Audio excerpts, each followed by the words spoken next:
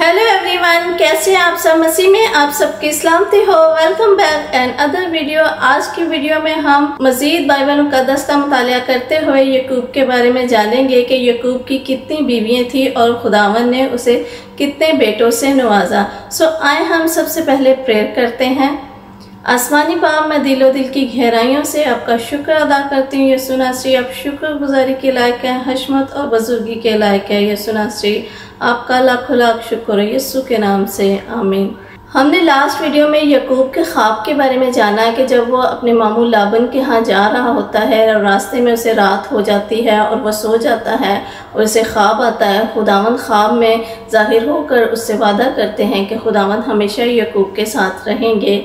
उसके बाद वो उठता है और वो मशरकी लोगों के मुल्क में पहुंचता है और वहाँ पे वो मैदान में एक कुआं देखता है जिसके पास चरवाहे अपनी भेड़ बकरियों को पिलाने के लिए लेके बैठे होते हैं और वो उनसे पूछता है कि क्या तुम हैरान के रहने वाले हो, और वो कहते हैं कि हाँ, हम हैरान के रहने वाले हैं। और यकूब उनसे कहता है कि क्या तुम नाहूर के बेटे लाबन को जानते हो?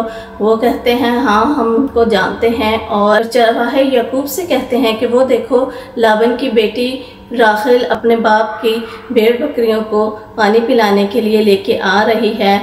यकूब राखिल से मिलता है और उसे बताता है कि मैं तेरे बाप की बहन रिबका का बेटा हूँ।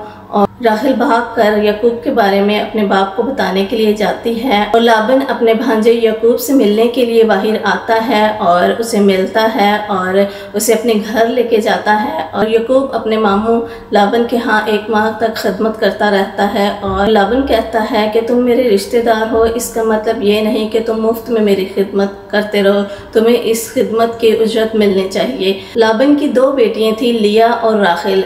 और यकूब अपने मामू से कहता है कि इस खिदमत के सिले में तुम अपनी छोटी बेटी राखिल की शादी मुझसे कर दो।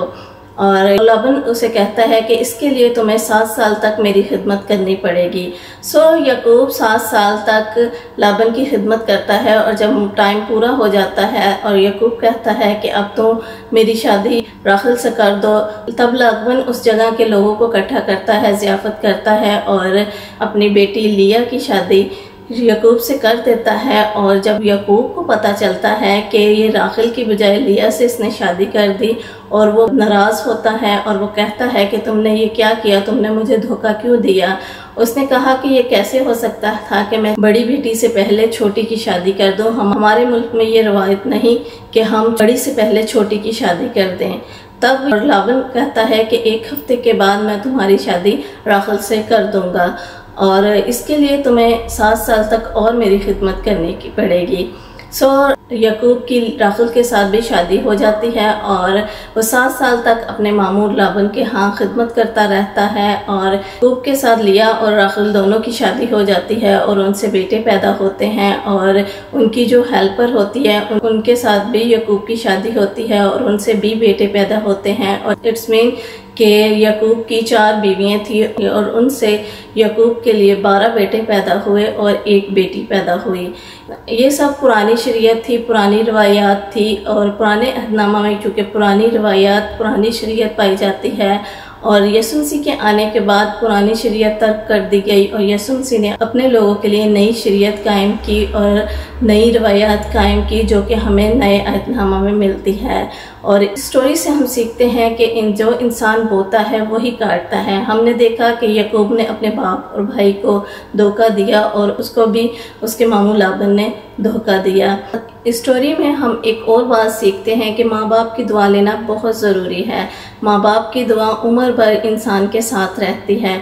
जिस तरह यकूब के बाप इसहाक ने यकूब को दुआ दी कि कादर मुतलब बाप तुझे बराबर करे, तुझे बहुत ज़्यादा बरकत दे, तुझसे कौमों के छत्ते पैदा हो। और खुदावन ने अपने वादे को उस पर पूरा किया। उसके 12 बेटे पैदा हुए और ये 12 बेटे 12 कबीले हुए। और माँ बाप की दुआ लेना बहुत ज़रूरी है। हमेशा माँ बाप के फर्मा बरदार रहें, माँ बाप के हुक्मों पर अमल करते रहें। और खुदावंद अपने लोगों को माँ बाप की दुआओं के वसीला से उम्र की दराज़ी अता करते हैं, अपनी बरक़ात से नवाजते हैं। आई होप आज की वीडियो आपको अच्छी लगी होगी। मज़ीद ऐसी वीडियो देखने के लिए देखते रहें हमारे YouTube channel Grace of God. Bye bye, take care, God bless you all. Subscribe.